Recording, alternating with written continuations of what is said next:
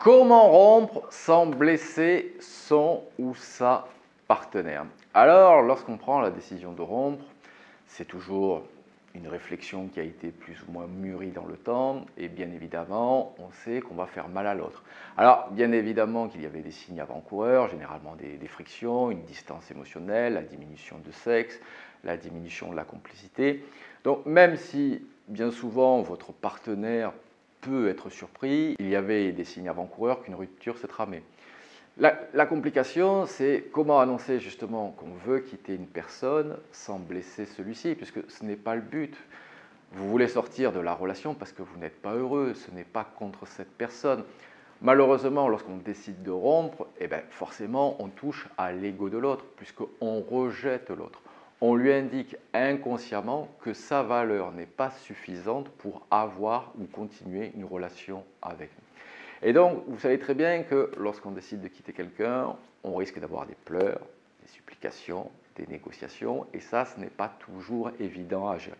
Donc, dans cette vidéo, on va voir quelques points pour justement rompre sans blesser son ou sa partenaire. Avant d'aller plus loin, je vous propose de vous abonner à ma chaîne, comme ça vous recevrez toutes mes vidéos, et de mettre le petit pouce en l'air qui fait toujours plaisir.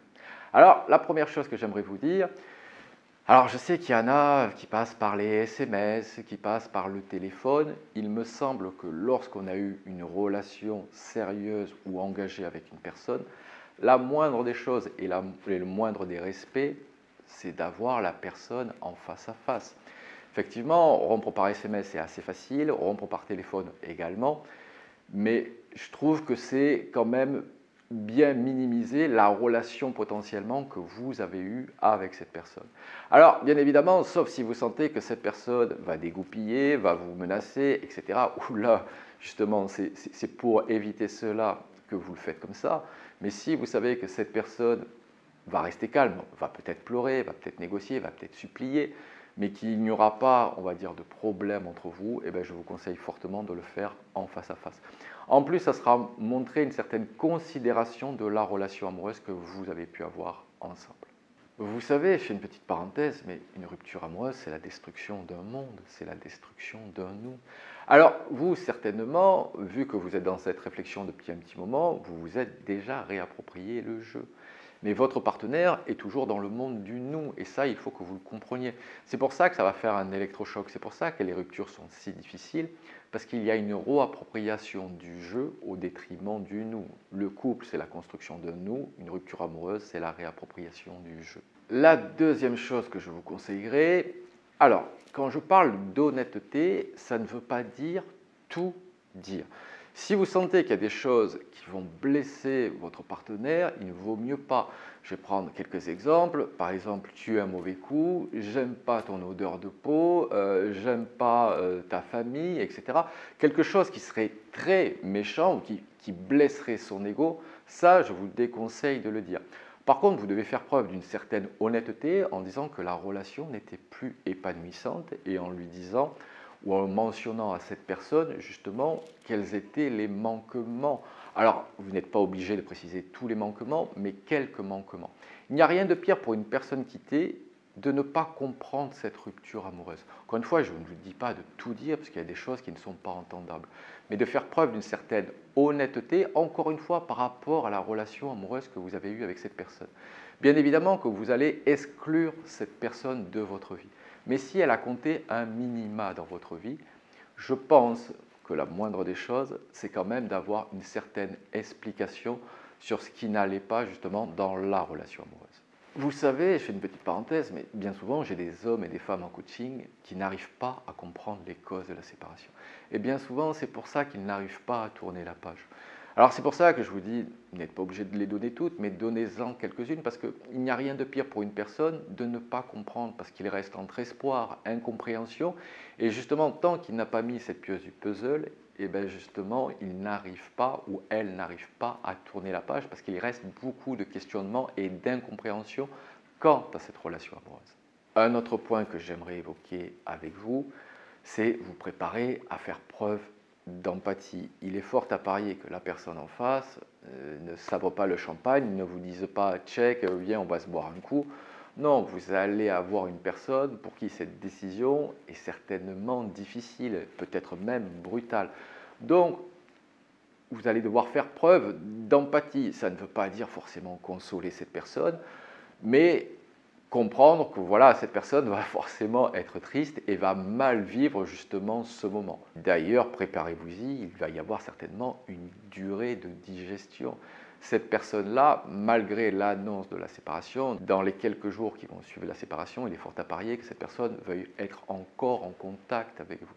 Cette personne soit encore dans le déni, cette personne essaye de sauver votre couple. Donc là, il faudra faire preuve d'empathie au moins au début, mais également d'avoir une certaine fermeté. Messieurs, dames, si vous êtes certains ou certaines que cette relation amoureuse est terminée, je vous conseillerais de ne pas laisser de faux espoirs à cette personne.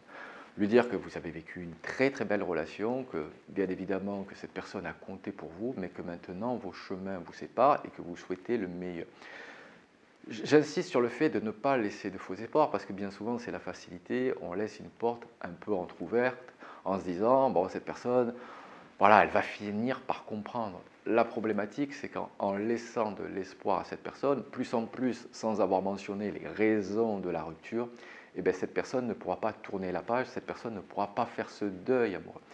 Donc, au début, je vous conseillerais quand même d'être prévenant ou prévenante vis-à-vis de votre ex, mais assez rapidement, si vous voyez que votre ex ne comprend pas, ben ça sera de mettre quand même des limites et de bien mentionner que cette rupture amoureuse, ce n'est pas un break, c'est une réflexion qui est réfléchie depuis un moment et que pour le moment, vous préférez ne plus avoir de contact avec cette personne.